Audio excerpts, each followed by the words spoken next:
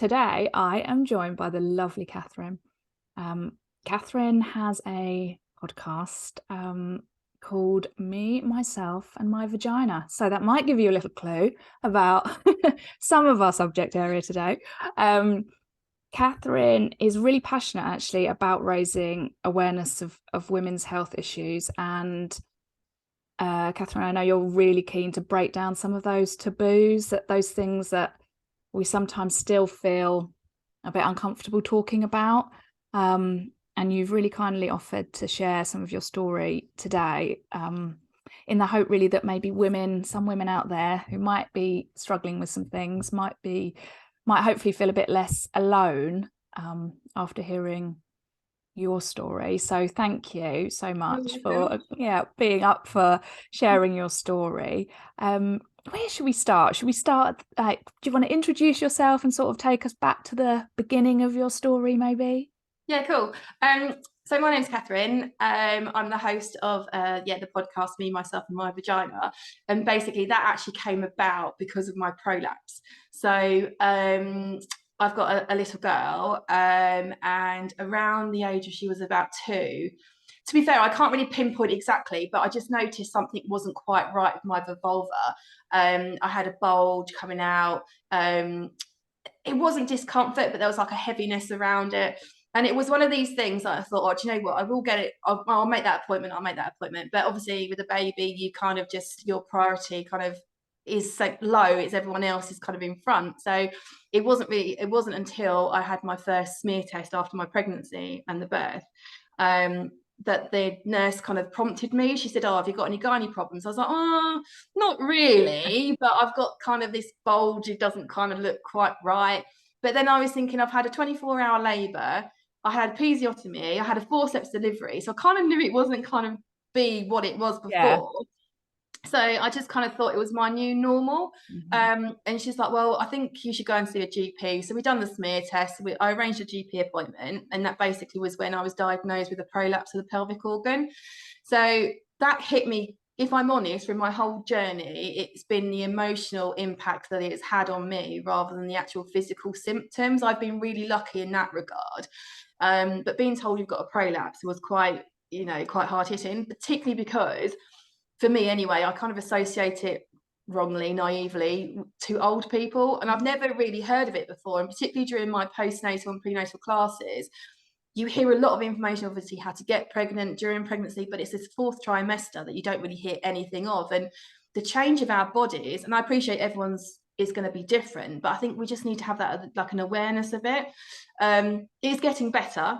I think it's going in the right direction, but I think there's still that need for everyone to kind of still talk. Like, so something like this is amazing. When I could just talk about my vagina, it's great. Yeah, I mean, we're all here for it.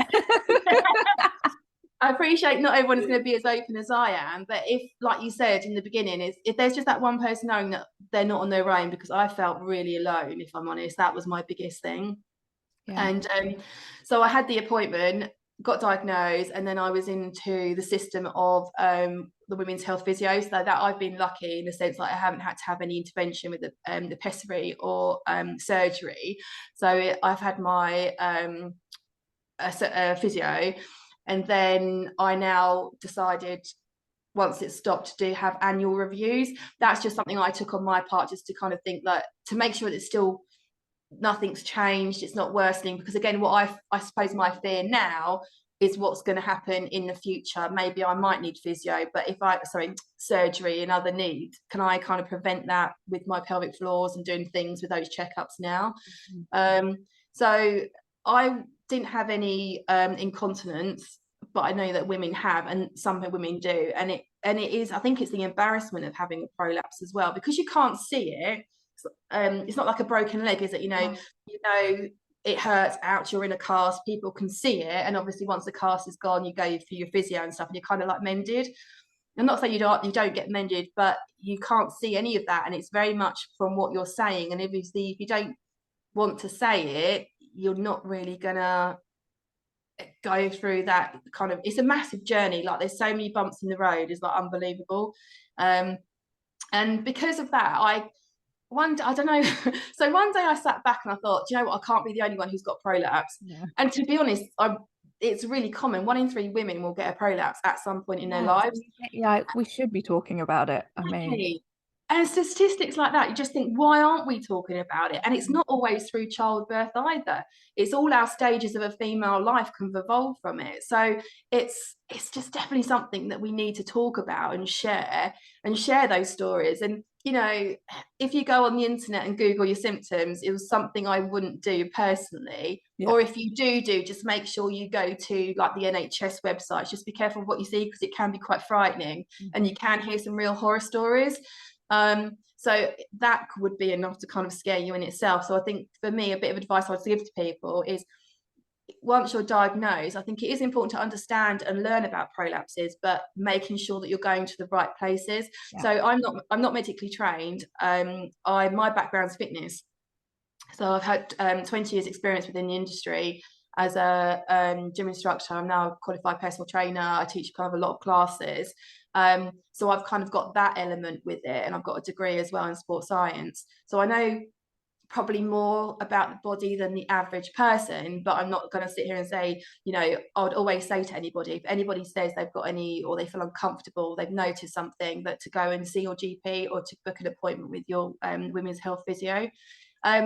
So yeah, I've got off the boil a bit. So basically, I kind of sat there and thought, you know, I can't be the only one. Why aren't we talking about this? And hence that's why I started my podcast. So in a way, having a prolapse, there has been a positive out of it. So yeah, that's my story. But I mean, that takes courage in itself, though, to have a podcast being so open. I mean, there's you know, there's one thing starting to talk about it with your friends to then to the whole world.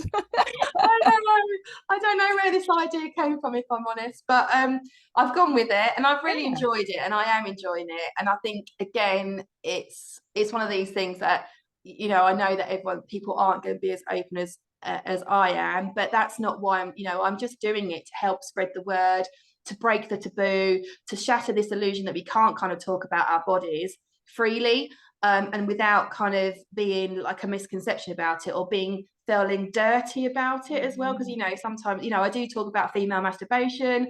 I talk about with the sex therapist, because again, how we feel about our body, not just after having a baby, but I think we go through these changes that we don't really like our body. We need to learn to re-love it. And how do we do that? So I think, again, it's people do it. Not everyone's going to shout that they masturbate, but, you know, let's talk about it. And there are benefits, and, you know, there's different phases in life where you need to kind of maybe rediscover yourself. And by doing that, you kind of educating yourself, but also maybe your partner at the same time. So that's kind of, I did, obviously, my first episode wasn't about that. You know, I've started to kind of warm up into gradually, it. Yeah. So I think my starting point was my journey of the day I kind of found out that I was pregnant, and I kind of just used that as my start point, and I'm going to go into all sorts of different topics. But the feel that I wanted to get from it is like today, just speaking to like a friend over a cup of tea or a glass of wine. You know, I didn't want it to be sterile. I just wanted to have that natural flow, and hopefully that comes across. I swear in it. I mean, I'm not like a trooper, but you know, it will. Every now and again there'll be a swear word drops. I cry, I laugh. I don't edit, so it's literally press record and just go for it, because I just want that natural rawness about it, really. And I think if it became too sterile, that I'll lose my story, and that's not what I'm sharing. You know, I'm sharing my story and the journey that I've faced, and it has been the ups and downs. So for me, like I said, it was very much the emotional aspect of it that I don't think we really talk about either. And I had counselling as a result of it, because I just kind of felt I couldn't. It can take you to quite a dark place, because in a way, I suppose you can kind of relate it to grieving, because in a way you're grieving your old body. And what it could do. So when I run a lot, and that's kind of my way of a bit of a stress buster, but I do it for health reasons as well. And my physio told me that I couldn't run, and I was like, what? And she's like, yeah, you can't run. And I don't think she realised how much of an impact that had on me, because I was like, well, now what do I do? That's I was worried of you. Exactly. I was kind of all these like a fear of putting on, because you always, you know, fear of putting on weight. You know, what's going to happen, like how am I going to get rid of this like energy now, you know? And I remember because I had 2 physios. My second physio, she knew what my goal was, and we got back to running. And I remember her saying, like, never underestimate the power of a good walk. And that has really stuck with me, because I think it's so, so true. I wanted to go out, pound the pavements, because that's what I'm used to. But I had to kind of like draw myself back and start from the beginning again. And that was a journey in itself as well, because I was thinking, well, hold on a minute. I could run 6 miles before. Why can't I do it now? Why am I struggling? So you kind of have got to get through that side of things as well. Yeah. But if I'm honest, I'm actually fitter now than what I was pre-baby, which is, but I find it quite random. Right. But I think as well, because your attitude to fit, not attitude to fitness, because you always want to keep fit, but how you can keep fit changes. You know, pre-baby, I was in the gym for like 2 hours, like every other night. And it's like, well, I haven't got that time anymore. But I would say now I probably train less, but more efficient, if that makes sense. And I think if you don't have to spend a lot of time, but you can still get the results that you want, if that's kind of the path or the journey that you want to go on.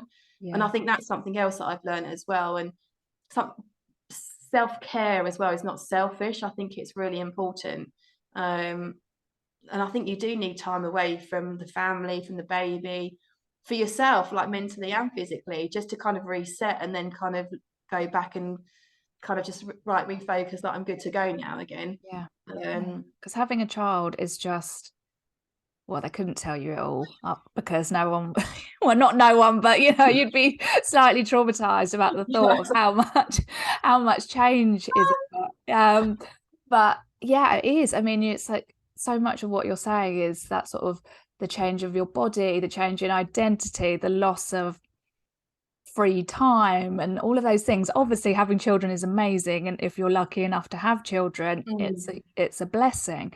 But yeah, I think you're so right. Talking about all of those things, rediscovering your body after having a child is quite a big thing, isn't it? I mean, yeah, I totally agree. And I think you're right. Like, if someone wrote a book and you read it, you think, no, you're all right, I'm not gonna have children. Like, no. And don't get me, I would not change it for the world, not at all.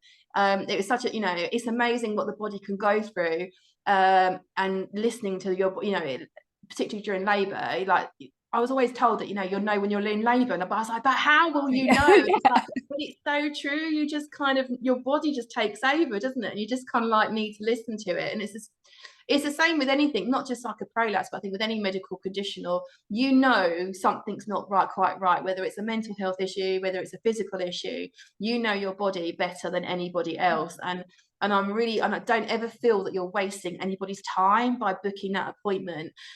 It gives you, because there'll always be that self-doubt, isn't it? If you don't go, oh God, maybe it's this, and you always expect the worst. And it may be, I can't, you know, I'm not going to kind of stand here and go, oh no, it won't be. But I think until you get that clear answer from a professional, GP, a specialist, that say, right, this is what I've got, I think once you know that, you can then kind of process it a lot more, than rather than, oh, it could be this or it could be that. And I think for me, that's how I felt, is there was that initial shock. And then obviously going through physio, and the physio wasn't what I was expecting, in a sense that I've had physio on my arm and my shoulder before, you know, I've been injured. I thought they'll just do a little bit of pelvic floor movement, and it's all of a sudden they're like, oh, can we examine you internally? And I'm like, what? It's like, oh, okay. And it's like, yeah, now you've got a squat. And I'm like, oh my God, I'm sitting here squatting, and my physio has got her fingers in me. It's like, Jesus. Yeah, because when you kind of, when it's a midwife check or you're in labor, you know, that's kind of what you do, and you know, okay, and then it's quite intrusive, and quite you're not sure what to expect. And I remember coming home from my first physio appointment crying. I was like literally, what the fuck was that about? It just kind of blew my mind a little bit. Don't get me wrong, it wasn't inappropriate. I knew it had to be done, but it's still that you only, you know, you're letting someone into a very intimate area, aren't you? Where you only let certain people go to. And all of a sudden now you're having to, like, you're in quite weird positions. You're like, oh God, this is not quite cool. This is not what I thought was going to happen in my session, but okay. But obviously as the weeks went on, it kind of just got easier and easier. And And you know, the women physios out there, they're amazing. They really do a really nice job, lovely job. They keep you at ease. You know, they're really particularly I didn't have a great experience with the first one, but my second one, physio, she showed me, you know, so much empathy towards me.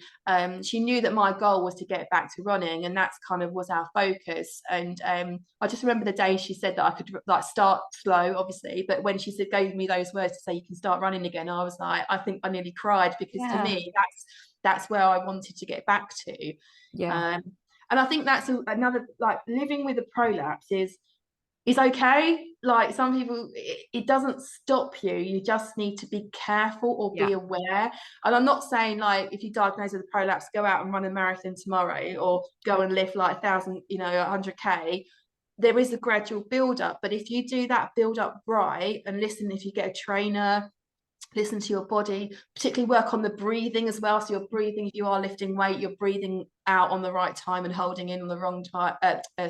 Breathing at the right time you're lifting weight. You can increase your fitness. It shouldn't stop you. And I know I'm lucky in saying that, and not everyone's journey is going to be as quick as mine. You know, the process can be a lot slower, but I think you have to trust the system a little bit. And as long as also you need to do what the physios tell you. So obviously, if you don't do your exercises, then obviously your healing is going to be a lot slower than if you do your exercises. But there's that fine line of not doing it too much. So for me, I was a bit like, come on, let's go, I need to get fit, kind of thing. And I did have to kind of pull myself back a bit and think, no, hold on a minute, because I could do more damage here, and then set me back even further. So for me, I always felt a note of what I felt the next day. So if I'd been on a walk, or I'd done an exercise class, or I'd you know, gone for a run, it was how I felt the next day was, to me, a big key. Because if I then felt a heaviness, I knew that I did too much, so I'd need to kind of have a couple of more days rest before then I'd do another session, or maybe change the session as well, what I've done. So again, it's that bit of a cliche, that's listening to your body. It will soon tell you whether it doesn't like something. Or if I felt okay, I'd be like, right, okay, I'll go and try something, you know, I can carry on with this program the next day, and just like gradually progress. But I don't want people to think that if they've got a prolapse, it's not, I know it does feel like at the time like your world has ended, but it's not. It does get better. That journey, that tunnel, it might seem kind of quite small, but it will open up, and there is that light at the end of it. It just takes time, and unfortunately it can't be rushed. And it's really important that you do kind of take on the advice that everybody gives you, and it's just slow and steady, really. I know people want those quick fixes, but they're not always there, and those quick fixes don't always work either. So and I think for me, if you are, one of the things that it's not a regret as such, but wasn't really aware of Mummy MOTs. So I think if people could come to me now and say, right, I want to start training, or going back to my exercise plan, or whatever the case may be, I'd always say to them, get a Mummy MOT, because then at least from a physio, because at least now you'll know how strong your pelvic floor is, whether that's an area that you need to work on before then you start to go into other progression of other programs. I think it's just a really good starting point. And also I think it puts you at ease to know that you are okay. Because I think I don't really remember having much of a check when I had Emily, or a midwife came round and going, I mean, I think they just, at 6 weeks, they, you know, are you okay? Are you gonna have sex? Do you want to go back? Like, have you thought about contraception? Off you go. You're like, oh my god. So when I left hospital, the midwife looked at me. She was like, right. So bearing in mind, my baby as well, she was £8.12, and they were like, can we just talk about contraception? And I looked at her and I was like, have you just, like, can we not just have a look to see what is in the car seat here, because that's not going to happen? And she's like, oh no, you'll be surprised. I was like, oh my god, if people are thinking about having sex, that is the last thing on my mind. And again, that's another podcast episode that I do, and we do talk about is sex after a baby, because again, it's like being a virgin again. It's like you do worry about what it's going to be like. And also the contraception side of it, she just said, oh, don't forget about contraception. There was no kind of guidance. Now for me, because I have a prolapse, I can't wear a coil, because it falls out. Right, okay. It's like, well, that's crap, you know. I have my options. Like, do I really want to go back on the pill that I did when I was 19? Is that going to suit me now? Can I, like, I didn't have much to remember when I was 19. Now you've got all your parenting thing. Am I actually going to remember to take that pill every day? You know, I've got every intention to, but something might happen. So again, it's kind of what is right for you in regards to contraception. You know, is it going to be condom? Is it going to be the injection? Is it going to be the implant? You know, it's a decision that's based on you and everyone's different circumstances, but is there something that you feel better with? So, and again, that's one thing that I noticed, because I can't wear tampons either. I wasn't really, I know some women do prefer tampons over towels, so it didn't really affect me too much, but obviously I do swim, so therefore it was like I couldn't swim when I was, so it's just little things like that, and again, they just don't really tell you until you then have a like try. It's like, oh well, that doesn't feel quite right, and then the next thing you know, it's like falling out. It's like, well, that's not going to work. And then people aren't talking about it. I mean, you're talking there about period products as well. That's another thing I'm always chatting about in the school playground or wherever, because I use reusable products, and the period underwear and the reusable pads, and haven't yet tried the swimwear of the period. Oh no, I've heard of it. But no, I haven't. I haven't yet. I'm yet to give it a go. But all those things, like, those conversations aren't, you're not just gonna be having them every day in the street. You're not gonna feel like, I'm an oversharer, which probably isn't what everyone wants to hear all the time. But I think it's so good to just get some of that information out there for people, because, like you say, just checking in after that Mummy MOT. I mean, I ended up having a sort of similar thing with my osteopath. Didn't after my first, but I did with my second. And actually, I've had issues and gynae issues, but I actually had 2 C-sections. But my first labour, I was in labour. She was overdue. I was induced. I was in labour for, I'm pushing for quite a long time, and then it ended up being an emergency C-section. But again, it was just kind of written off, like, well, you didn't deliver vaginally. I'm like, yeah, but you were all in there. The forceps were in there, and then the corded prolapse, and then it was an emergency C-section. So I was like, yeah, but I can remember I just had that kind of feeling like, okay, if I just ignore it, everything's going to get better. Or, it's that thing of it will sort itself out. It's not that bad. It could be worse. I don't know. I think sometimes there is that you almost don't want to know. I do agree with that, and I think because it's particularly if you are sitting there as a grown woman weeing yourself, it's like, oh my, like, this shouldn't be happening, but then you don't want to be telling people, because maybe as well you're admitting to I know it's obvious if it does happen, but it's admitting to yourself that it is happening as well. And sometimes that is the first hurdle, is admitting to yourself that, okay, something's not quite right. And I know that I sit here and go, right, just go and make that call, go to, but I know that step for a lot of people is massive.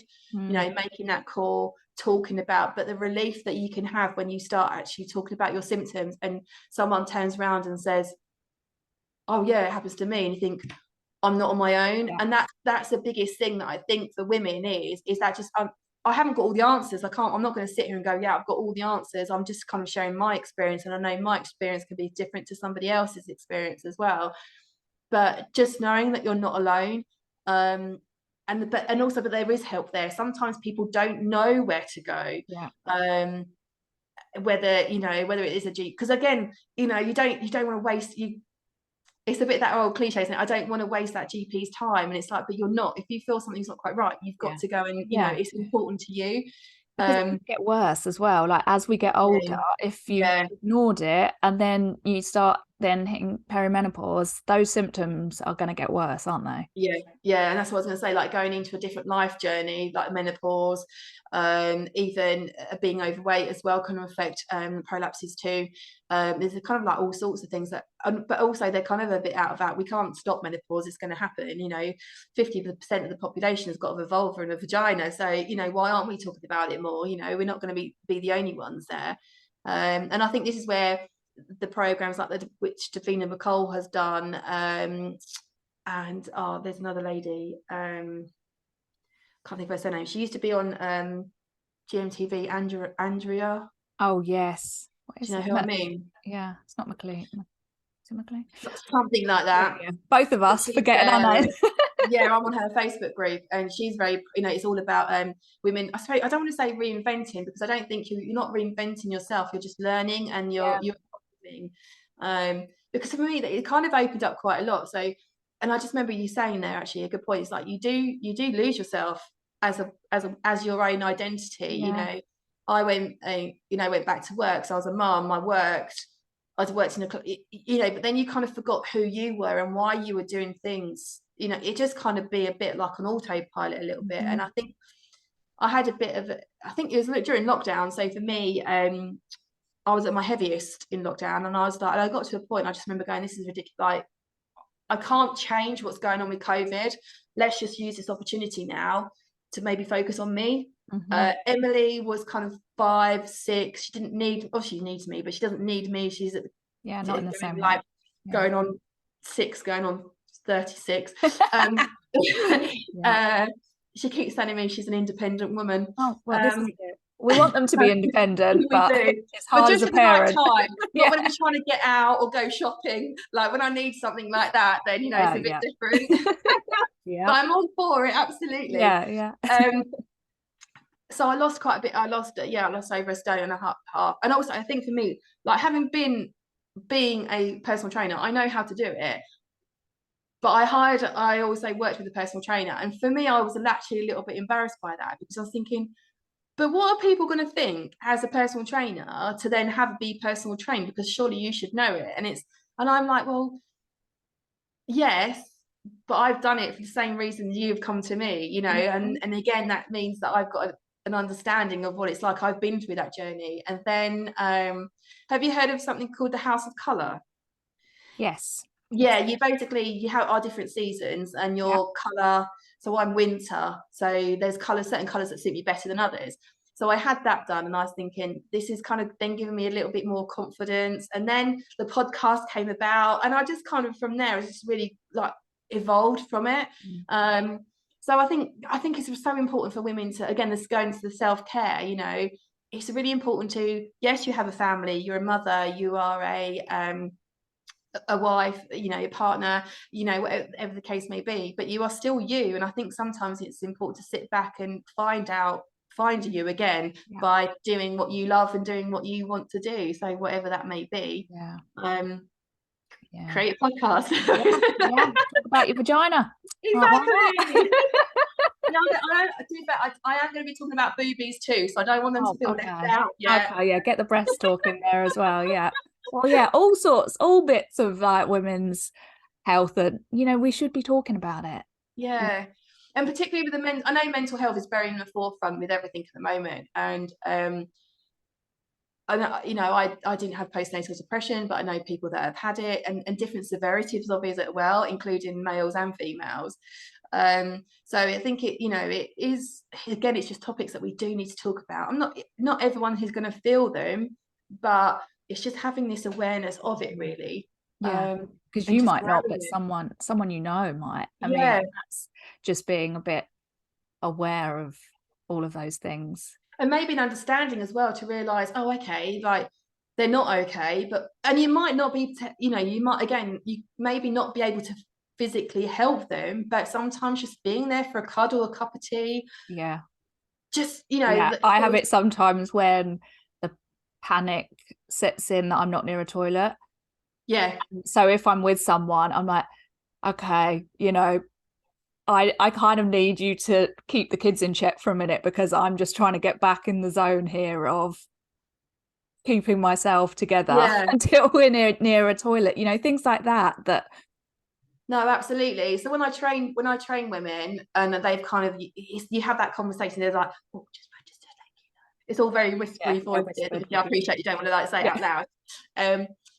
But I'd always say, that's absolutely, you tell me what you need to do. There are, obviously, I know the main exercises that potentially could cause constipation or could cause you to wee yourself. But we'll do alternatives to that. I'd always say, someone, don't wear grey. So if it does happen, I'm not going to know. Okay, it's not going to feel nice for you, but no one's going to know that's happened. Obviously, wearing tenor ladies, wearing some sort of protection if you know that that's going to happen. I mean, I've mentioned pessaries. I know that this is now talking about prolapses, but basically pessaries, I suppose the only way to look at it is like they look like a donut. It's like a ring, and then you insert it.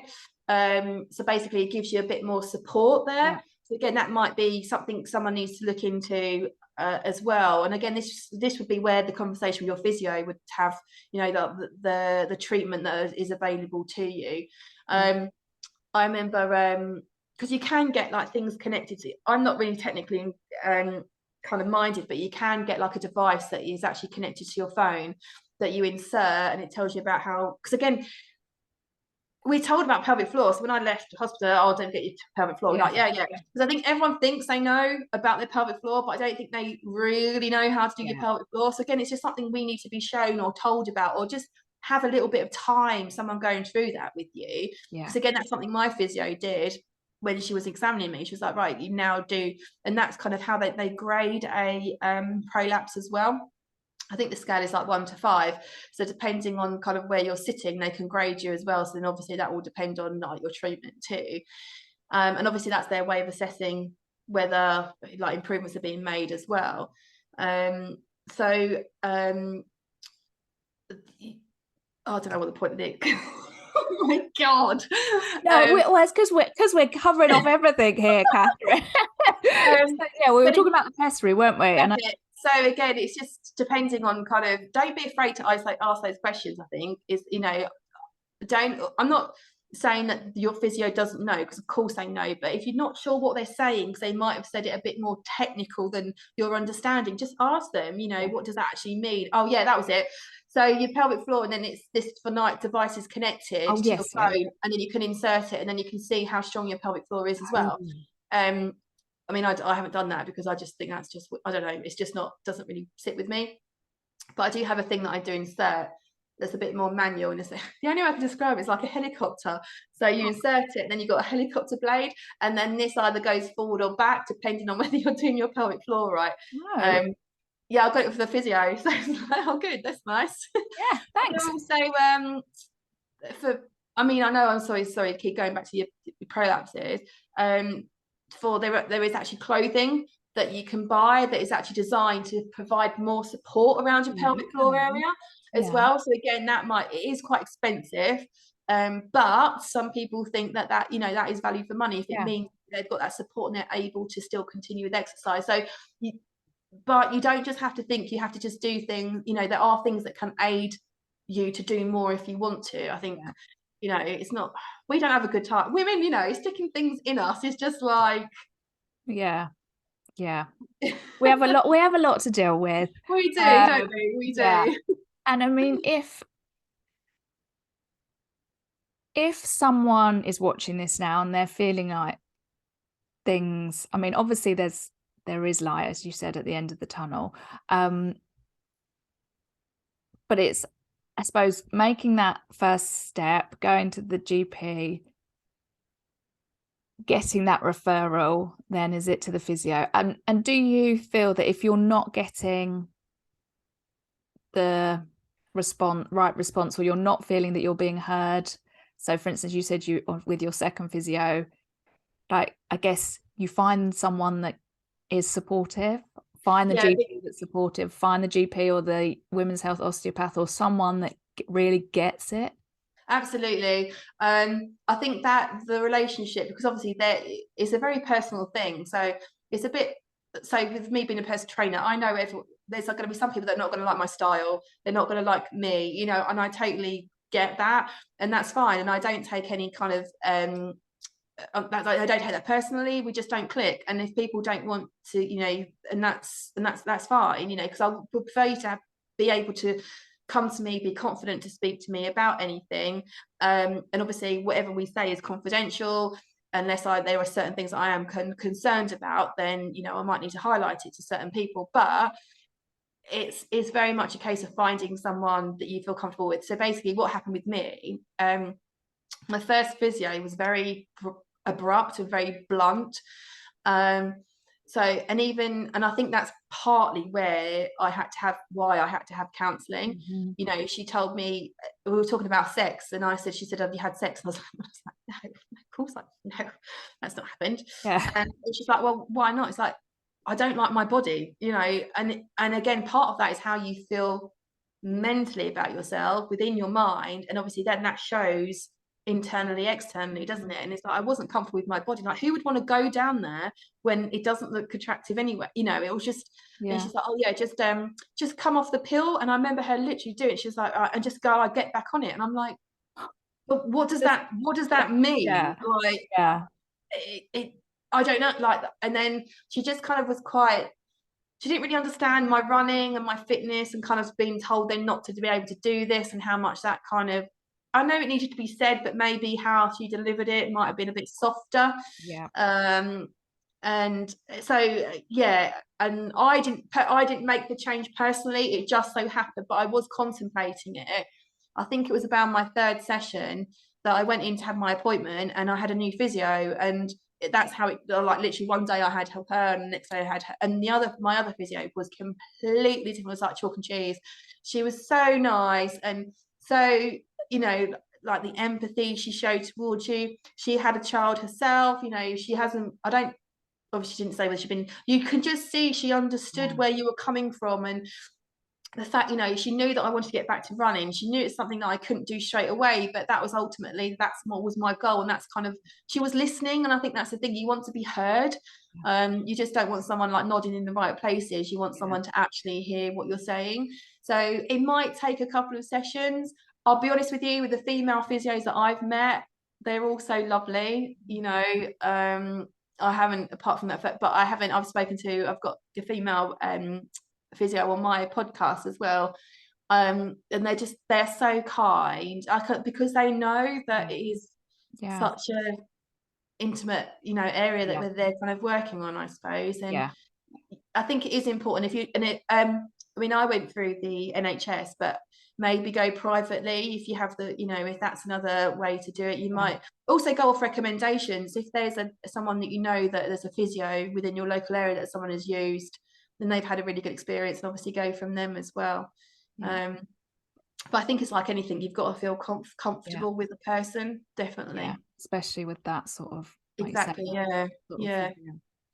Are there sort of support groups and things? Did you find that when you found out? Did you find that there was people that? No, no. There is Facebook groups, but again, when I looked on them, there were just a lot of negativity in it. And because it's like anything in life, isn't it? You either hear the really good stuff or the really bad stuff. And there was quite a lot of the bad stuff. And this is kind of, I hope, where my podcast sits, in a sense that I'm truthful, you know, in what I say, and my own experience. But I don't just emphasize the fact that, it is pretty rubbish to have one. But if it wasn't for my, I was going to say it wasn't for my vagina, if it wasn't for my prolapse, I wouldn't be sitting here having this conversation with you. So there can be positives from it as well. So I just hope that I give that balance of both, that realistic, yes, it's not nice, but it can be a really, you can like mindset it into like a positive experience. But I think that will come once you've had your journey and you're kind of towards the end of the journey. When you're in it, does feel like there's a little bit of a dark cloud, because for me as well, so I use my humor a lot as my defense mechanism. Me too. I've got quite a warped sense of humor, and I think I wasn't truthful with people because I was hiding it behind my humor and just kind of like brushing it off, rather than being actually, no, this is actually cutting me up inside and I don't know what to do about it. You know, it's like, oh yeah, you know, at least my vagina's not going to fall out today, you know. That's kind of things that I would talk about. It's a defense mechanism, and that was just my coping mechanism. And it wasn't until I realized, I sat back and go, I can't do that anymore, because it's not helping me or anybody really. So that's for me, that was quite a critical point when I decided I need to go and get counselling. And I did that on the NHS. I self-referred on the NHS as well. And that's, like I said, that was for me where it impacted me most, rather than the actual physical signs. Where I know some women it can be the other way round. Yeah. But in regards to sport, and I think that's quite sad. There's no really support groups out there as such. I don't know whether that's different in local areas. I can only speak for what's around me. Yeah.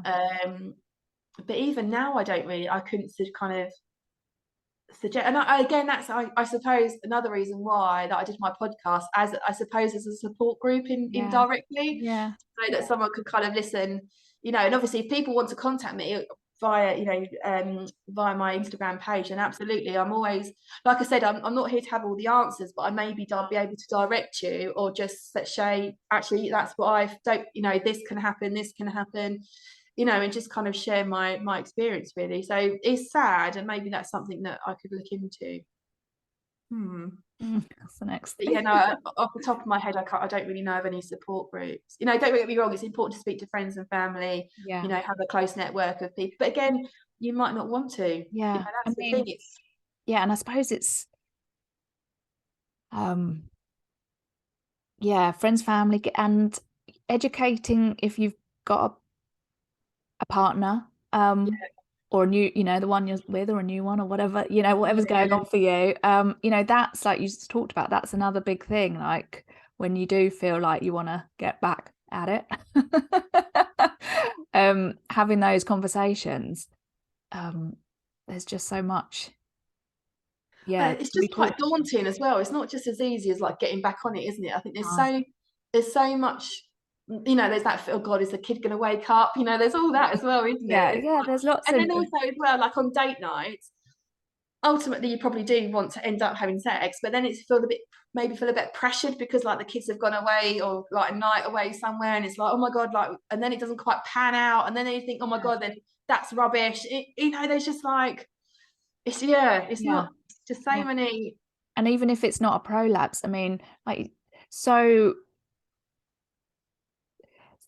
many things can change after having a baby in your body. And so Absolutely. you've just, that can just sort of throw you off a bit. And you've sort of touched upon it. You've got to get familiar and comfortable again in your body and mind, I guess. Yeah, But absolutely.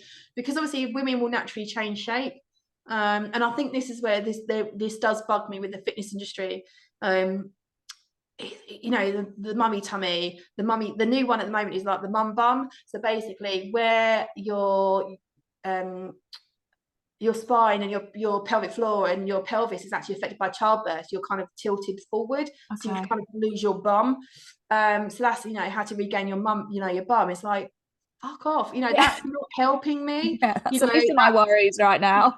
yeah, and it's the same thing as lose your baby weight in 3 weeks. I've still got it after like 5 years. Do you know what I mean? It's not like, and I think that's where they kind of use it as a bit of a marketing ploy, I think, some people. And I think that's where we can then go into a bit of ourselves. And this is where social media, don't get me wrong, social media is brilliant, and it has it has a really good place. But I think as well, I've got, locked into it. When you're feeding your baby and you're just bored, and then you like scroll, and it's like all these pretty women, thin or whatever, and it's like, oh, brilliant, great. I'm sitting here, I feel fat, I feel ugly.